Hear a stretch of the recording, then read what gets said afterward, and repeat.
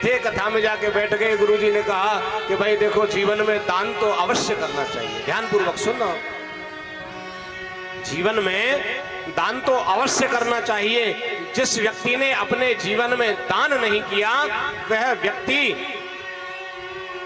पशु के समान है, क्योंकि एक धर्मों में दान धर्मान, भागवत में लिखा है दान धर्मान। राजा महाराजा दान दिया करते थे, इसीलिए दिया करते थे क्योंकि दान सर्वोपरि है। कलयुग में यदि सबसे बड़ी भक्ति कुछ है तो वो दान करना है। अब सेठ जी जो थे भागवत में बैठ गए।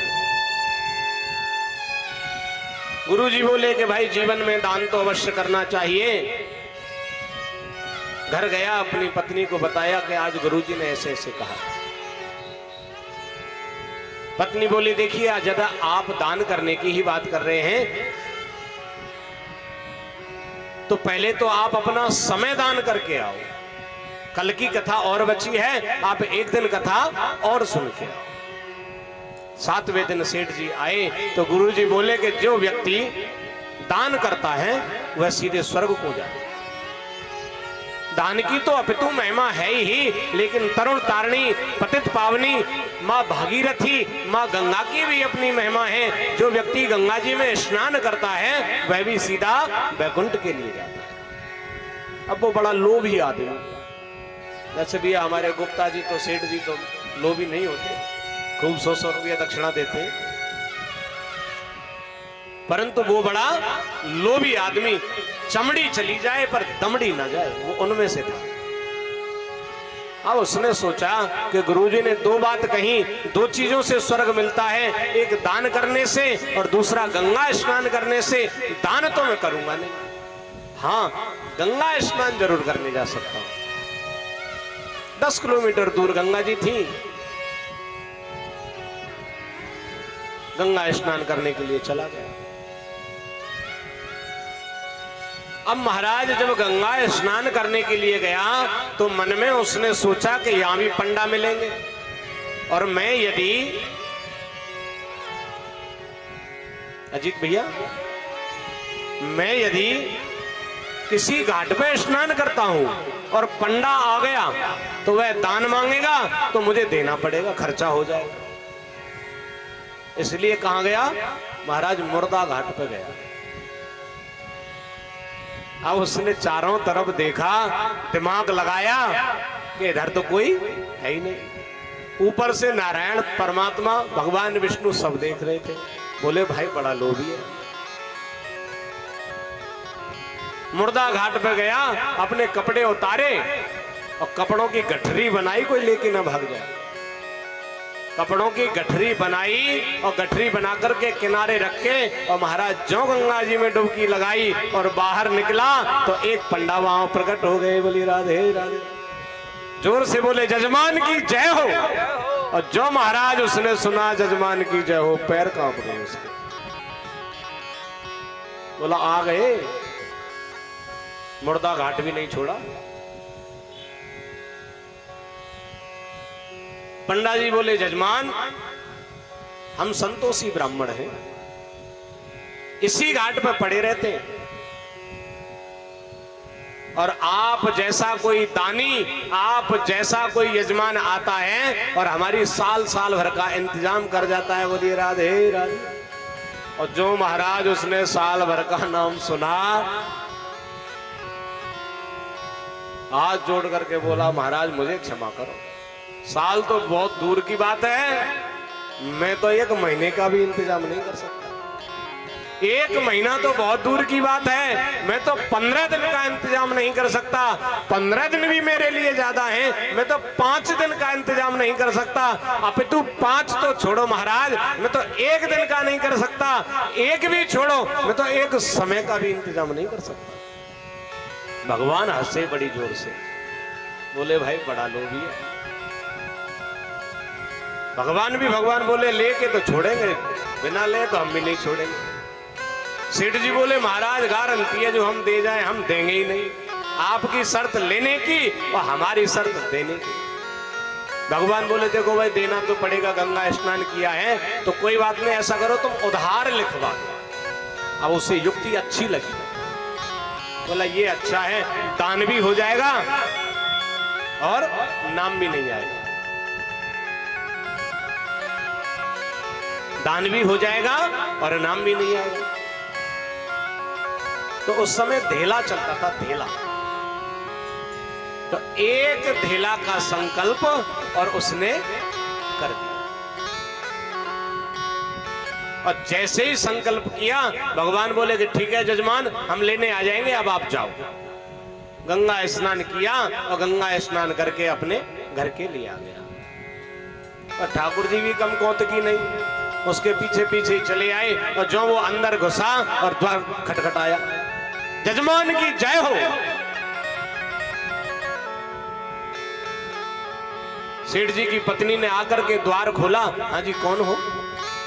बोलो अपने पति को पूछो कौन है। हम पंडा हैं, गंगा जी से आए हैं, आपके पति दान उधार करा करके आए हैं, वही लेने आए। अंदर जाकर के पूछा आप किसी को कुछ दान लिखवा करके आए थे क्या? बोले हाँ। बोले आ गए द्वार पर ही। उसने माथा पकड़ा, महाराज ये तो हमसे भी आगे निकला, हम पहुंच नहीं पाए, ये हमसे ही पहले पहुंच गया। बोला कह दो सेठ जी तो बीमार हो गए। सेठानी जाकर के रोती हुई बोली हाँ महाराज, सेठ जी तो गंगा स्नान करके जब से आए हैं बीमार हो गए हैं। भगवान भी कम कौतकी नहीं। बोले क्या बीमार हो गए? हाँ आप बाद में आना। बोले बाद में क्यों आना? हमारा जजमान बीमार पड़ा हुआ है और हम बाद में आए? हम तो अभी पहले जजमान को देखेंगे, इलाज करेंगे जजमान का, ठीक करेंगे जजमान को। बेचारी द्वार बंद करके फिर आई। बोले चला गया? बोले चला नहीं गया, कह रहे हैं कि हम तो जजमान का इलाज करके जाएंगे, हमारा जजमान ठीक हो जाएगा तब जाएंगे। उसको बड़ा बोला ये कह दो कि मर गए। सेठानी रोती हुई बोली ओ क्या हुआ? अरे वो तो मर गए। अब तो जाओ महाराज। अब कैसे चले जाएं? जब तक हमारे जजमान का दाह संस्कार नहीं हो जाता जब तक तो हम जाने का कोई प्रश्न ही नहीं कर सकते। अब वो रोए बेचारी। परमात्मा ने ऐसा किया, भगवान ने ऐसा किया, चतुर्भुज रूप धारण किया और पूरे गांव में तत्काल कह आए कि फलाने सेठ जी दानचंद जी मर गए, स्वर्ग सिधार गए। गांव में इकट्ठा हो गया महाराज। और वो इतना पक्का अपनी धुन का कि सांस बंद करके पड़ा रहा, पर मजाल है जो सांस भी ले जाए। इतना पक्का महाराज, इतना लोभी। और बात क्या, एक धेला, लेकिन लोभी इतना कि सांस बंद करके पड़ा रहा। लेकिन सांस तो छोड़ो, एक शरीर एक कुछ भी मतलब ऐसा ही लगे कि निर्जीव पड़ा है बिल्कुल। पूरा गांव इकट्ठा हो गया महाराज। भगवान हंसे मन में, भाई कितना लोभी है। मन में ठाकुर जी हंसे, कितना लोभी है, अपने आप को मारने पर तुला हुआ है लेकिन एक धेला नहीं दे रहा। कांटी बना दी गई महाराज, अर्थी, अर्थी पे लिटा दिया गांव वालों ने। अब उसकी पत्नी रोए, कहे हाँ ये मरे नहीं है। अब वो तो कहे सांची। ठाकुर जी बोले बेचारी को सदमा लगा है, बेचारी को सदमा लगाया, नहीं जाने वाला तो चला गया। ये तो तुम्हारा मोह है जो इसके पीछे तुम पड़ी हो। अब तो बस जलाने दो, सबको ज्यादा देर रखते नहीं है। वो बेचारी सच्ची रोए, अरे रे ये मरे नहीं है। ठाकुर जी कहे ना ये तो मर गए, ये तो गए, तुमने ही तो कहा मर गए। महाराज उठा करके उसको शमशान ले गए, लेकिन हद हो गई, सांस तक नहीं ली उसे। परमात्मा को लगा कहीं ऐसा ना हो इसको सच्ची जला दे। तो बोले देखो भाई ये हमारा यजमान है और हम यजमान के कान में एक मंत्र देना चाहते हैं। सबने कहा ठीक है। तो भगवान उसके कान के पास गए, वो आंख बंद करके अर्थी पे पड़ा है चुपचाप। बोले भाई अरे आया हूं बैकुंठ से, तुम हितना ताजो। भाई सेठ जी मैं कोई पंडा नहीं हूं, मैं कोई पुजारी नहीं हूं, मैं तो बैकुंठ से आया हूं। वैकुंठपति हूं और तुमने नहीं, मैंने तुमसे नाता जोड़ा है, मैं तो भगवान हूं। अब उसने सोचा ये तो भगवान है, और जो आंख खोली महाराज सामने वही पंडा, फिर आंख बंद कर ली।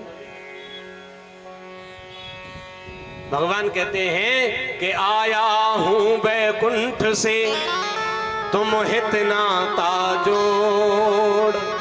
तो चुपके से कहता है, धीरे से, आया हूं वैकुंठ से तुम हित नाता जोड़, खोल लियो दो आंख तुम। तो क्या बोला, तब खोलूंगा जब धेला देओ छोड़। भगवान बोले, भैया मैंने धेला छोड़ दिया, तू जीता और मैं हारा, अब तो तू उठ जा, देवता ने तुझे जला देंगे। तो दान व्यक्ति को अवश्य करना चाहिए।